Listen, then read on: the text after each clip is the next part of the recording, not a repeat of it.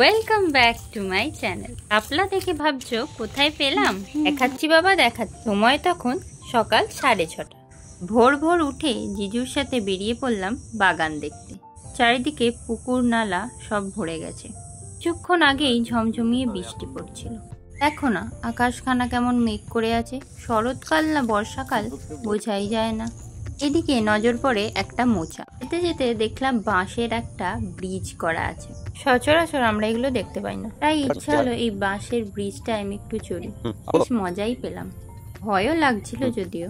ওই দেখো শাপলা ফুটেছে। ধান খেতে শাপলা অনেকবার দেখেছি, কিন্তু এই নালায় শাপলাই প্রথমবার দেখলাম। তাই জিজুকে বললাম যে একটা শাপলা তুলে দাও না। বলতে না বলতেই জিজু আমাকে শাপলা তুলে দিল। একটা না তিনটে শাপলা তুলে দিয়েছে। শাপলা ফুলের পোকা ভেজা শালিকের ডানা। গানটা কেমন, ভালো তো?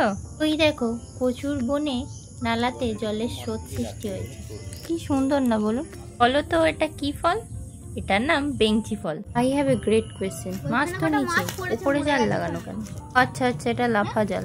মাছ লাফিয়ে নাকি ওটাতে পড়ে। প্রায় 15 মিনিটের হাঁটা পথ অতিক্রম করে আমরা মাঠে পৌঁছালাম। সত্যি এটা কি শরৎকাল? ডাউট আছে। এখানে মূলত কাটা ফসলের চাষ হয়। এই যে দেখছেন কচু গাছের ফুল, এটা কখনো আমি আগে দেখিনি। তোমরা যদি কেউ আগে দেখে থাকো আমাকে কমেন্টে জানি। এটার খোঁজে এসেছিলাম, সেটার অবশেষে দেখা মিলল। So beautiful, so elegant, just looking like a wow. মেয়েরা কাশফুল দেখলে যেমন করে, এই আর কি। কাশফুল নিয়ে চললাম বাড়ির দিকে।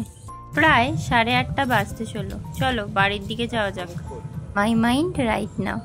আইরে ছুটে আয়, পুজোর গন্ধ এসেছে। ঢ্যাঙ্কুড়াকুর বাতি